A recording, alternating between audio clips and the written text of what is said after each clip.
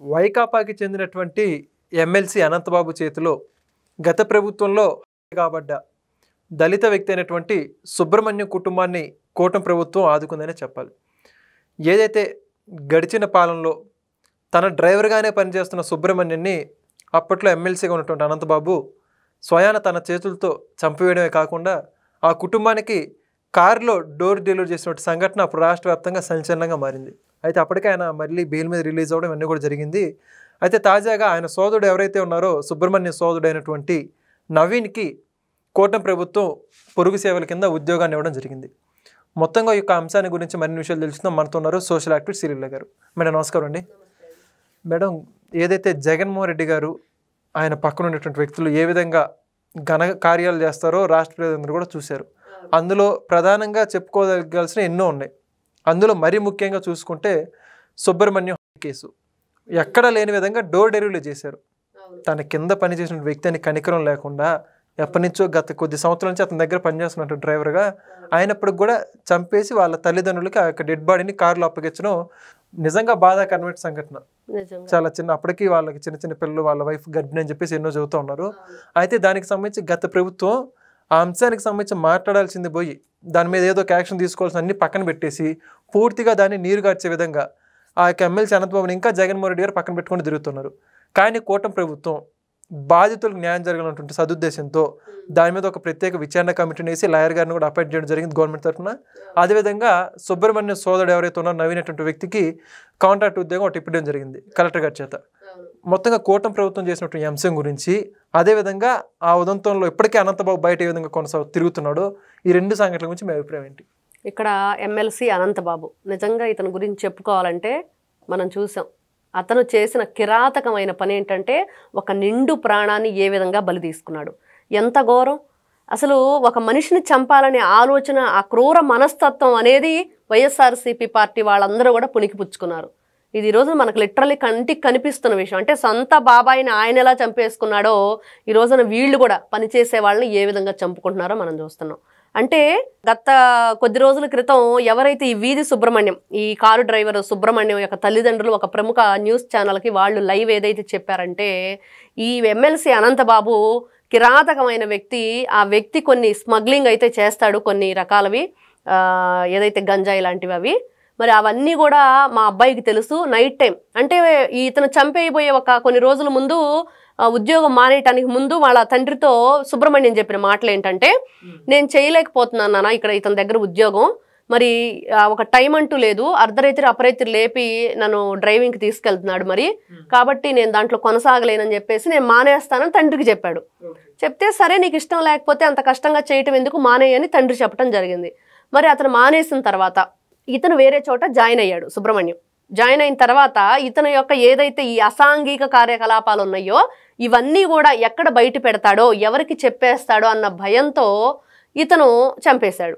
ఇతను ఒక్కడే చేయలేదు, కొంతమంది అతని ఫ్రెండ్స్తో కలిసి చేశాడు. అంటే ఆ బాడీని కారులో పెట్టడం కానీ ఇవన్నీ కూడా ఎమ్మెల్సీ అనంతబాబు ఉన్నాడు, అతను ఒక్కడే చేయలేడు, అతనికి కొంతమంది ఫ్రెండ్స్ సహాయ సహకారాలు అందించారనేది ఎవరైతే ఇప్పుడు వీళ్ళకి లాయర్గా ప్రభుత్వం నియమించిందో ముప్పాళ్ళ సుబ్బారావు గారు కూడా అదే చెప్పారు. కఠినమైన శిక్ష విధించాల్సింది. ముఖ్యంగా వైఎస్ఆర్సీపీ పార్టీ ఏ విధంగా వీళ్ళని పెంచి పోషిస్తుందంటే, మరి ఈ రోజున అతను ఎమ్మెల్సీగా కొనసాగుతున్నాడు, మరి ఎక్కడ పార్టీలోనే ఉన్నాడు, పార్టీ నుంచి సస్పెండ్ చేయటం, ఎమ్మెల్సీ నుంచి తీసేయటం, మరి ఇలాంటివన్నీ కూడా కఠినమైన చర్యలు తీసుకోవాలా లేదా అంటే, ఒక ఎస్సీ సామాజిక వర్గానికి చెందిన ఏదైతే సుబ్రహ్మణ్యం కోసం అక్కడున్న దళిత వర్గాలు పోరుకు దిగితే కేవలం ఫార్మాలిటీ కోసం అరెస్ట్ చేసాం, విడుదల చేసాం అన్నట్లు మనం ఆ రోజు చూసాం. అరెస్ట్ చేయటం, విడుదలవటం, విడుదలైన తర్వాత ఏ విధంగా అంగరంగ వైభవంగా అతను ఏమైనా ఒక స్వాతంత్ర సమరయోధుడా, సంఘ సంస్కర్త, మనకి ఏదైనా ఉపయోగకరమైన పనులు చేసి రాష్ట్రాన్ని కాపాడి దేశాన్ని కాపాడిన వీరుడా, మరి అట్లాంటి వ్యక్తిని ఏ విధంగా పూల దండలతోటి ఏ విధంగా తీసుకొచ్చాడు, మేళతాళాలతోటి మరి వీళ్ళంతా కలిసి. మరి అట్లాంటి వ్యక్తిని ఈ రోజుకి కూడా, మరి నువ్వు ఒక చీఫ్ మినిస్టర్గా పనిచేసావు, ఒక ఎంపీగా పనిచేసావు, గతంలో నీ స్థాయి అందరికీ తెలుసు కదా, మరేంటో ఏ విధంగా ఉండాలి అనేది.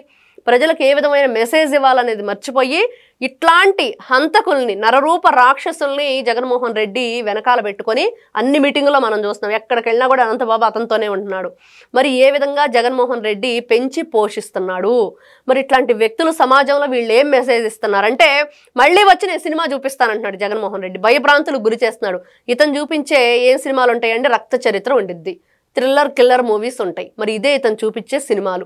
మరి ఈ రోజున కూటమి ప్రభుత్వం అధికారంలోకి వచ్చాక వాళ్ళ తల్లిదండ్రులు ఏదైతే ఒక న్యూస్ ఛానల్కి ఇంటర్వ్యూ ఇవ్వటం జరిగిందో లైవ్, దాంట్లో వాళ్ళు చెప్పిన మాటలు, ముప్పాళ్ళ సుబ్బారావు గారిని ప్రభుత్వ లాయర్గా వాళ్ళకి నియమించటం, అదేవిధంగా ఈ రోజున ఎవరైతే నవీన్ సుబ్రహ్మణ్యం యొక్క తమ్ముడికి గవర్నమెంట్ జాబు అక్కడ ఉన్న కలెక్టర్ చేత అతనికి ఈ రోజున కాగితాలు అయితే అతని పేపర్స్ అందించారు. మరి ఈ రోజున మనం చూస్తున్నది ఏంటి అంటే, అక్కడ ఒక దళిత యువకుని చంపేయటమే కాకుండా వాళ్ళ తల్లిదండ్రులు కూడా చంపేస్తామని బెదిరింపులు దిగటం, వాళ్ళ తమ్ముడిని కూడా చంపేస్తామని బెదిరింపులు దిగటం, మీరు ఎక్కడా కూడా ఈ విషయాలను చెప్పొద్దని, అంటే శవాన్ని డోర్ డెలివరీ ఇచ్చేసి మిగతా కార్యక్రమాలు చేసుకోండి అన్నట్లుంది వాళ్ళు చెప్పింది. ఇంత భయంకరమైన రాజకీయాలు చేసిన జగన్మోహన్ రెడ్డి మళ్ళీ నేను వస్తాను, నేను ఇంకా సినిమా చూపిస్తానంటే, ప్రజలు ఈ రోజున నీకు సినిమా చూపించి 11కు పరిమితం చేసి పక్కన కూర్చోబెట్టారు. మీరు మాట్లాడటానికి కూడా, అంటే ప్రతిపక్ష హోదా కూడా లేదు, ప్రజలు మాట్లాడకుండా శిక్ష వేశారు. కాబట్టి దీన్ని ఆలోచనలో ఉంచుకొని మనసులో పెట్టుకొని ఎలా మెలగాలి అనేది పోయి ఈ రోజున ఇంకా నేను సినిమా చూపిస్తున్నాడంటే ఈ వ్యక్తులను ఏం చెయ్యాలి? ఇట్లాంటి వ్యక్తులు ఎమ్మెల్సీ అనంతబాబు లాంటి వాళ్ళు, అతను వీడియో కాల్స్ కూడా మనం చూసాం, ఎంత ఘోరంగా ఎంత నీచంగా ఆడవాళ్ల పట్ల అతను ఉన్నాడు అనేది. మరి వీళ్ళు నిజంగా సమాజానికి చాలా చెదపురుగులు చీడపురుగులు లాంటి వాళ్ళు. మరి ఈ రోజున కూటమి ప్రభుత్వం అతనికి ఉద్యోగం ఇవ్వటే కాదు, వాళ్ళ ఫ్యామిలీకి కూడా ఒక అండగా ఏ విధంగా భరోసా కల్పించిందని మనం చూసాం. ఖచ్చితంగా ఇప్పుడు అధికారంలో ఉన్న కూటమి ప్రభుత్వం అయినా సరే ఇతని మీద కఠినమైన చర్యలు తీసుకొని ఎమ్మెల్సీ అనంతబాబు ఏ బెయిల్ మీద అయితే బయటకు వచ్చాడో ఆ బెయిల్ని వెంటనే తీసేసి అతన్ని అరెస్ట్ చేయాలనేది ప్రజల నుంచి వస్తున్న వాయిస్. మరి ఇప్పటికే మీరు చెప్పిన విధంగా ప్రత్యేక కమిటీని వేసి ఒక లాయర్ని కూడా అపాయింట్ చేశారు. మరి బెయిల్ రద్దే అవకాశం ఉందంటారు మరి కూటమి ప్రభుత్వ ఆధ్వర్యంలో? ఖచ్చితంగా అవ్వాలి. ఎందుకంటే ఈ రోజున ఏదైతే మనం చూసాం ముప్పాళ్ళ సుబ్బారావు గారు వాళ్ళ తల్లిదండ్రులతో పాటు ఆయన కూడా మాట్లాడటం జరిగింది. ఖచ్చితంగా ఇట్లాంటి వ్యక్తులు ఎవరైనా సరే ఇట్లాంటి పనులు చేయటానికి భయపడే విధంగా వీళ్ళకి శిక్షలు ఉండాలి.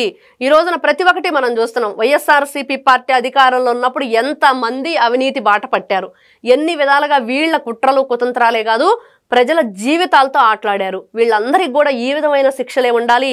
ఈ రోజున మనం చెప్పుకుంటున్న ఎమ్మెల్సీ అనంతబాబు అనే వ్యక్తి ఎవరైతే ఉన్నారో వీళ్ళకి ఈ విఐపి హోదా నుంచి తొలగించండి, తక్షణమే కఠినమైన చర్యలు తీసుకోండి. ఒక వ్యక్తిని అరెస్ట్ చేసిన వ్యక్తి ఇంకా ఎందుకు ఎమ్మెల్సీగా కొనసాగుతున్నాడు? ఎందుకు ఈ రోజున ఇట్లాంటి వ్యక్తులను పెంచి పోషిస్తున్నారు? మరి జైలుకి వెళ్ళి చేసిన వ్యక్తి ఇంకా ఎలా ఉంటాడు ఒక ప్రజాప్రతినిధిగా? కాబట్టి ఇట్లాంటి వ్యక్తులు ఫస్ట్ అయితే బెయిల్ కంటే ముందు అతను ఎమ్మెల్సీ పదవిని రద్దు చేయటం, తర్వాత బెయిల్ రద్దు చేయటం లాంటివి కఠినమైన చర్యలు తీసుకోవాలని తక్షణమే ప్రజలు కోరుకుంటున్నారు. థాంక్యూ. నమస్తే. Please subscribe to Leo News for more videos.